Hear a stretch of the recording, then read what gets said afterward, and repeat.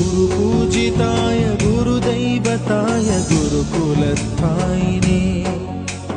गुरुविक्रमाय गुह्यप्रवराय गुरवे गुणगुरवे गुरुदैत्यकलक्षेत्रे गुरुधर्मसदाराध्याय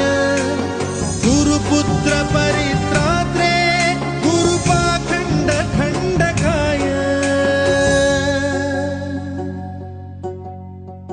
गीतसाराय गीततत्त्वाय गीतगोत्राय धीमहि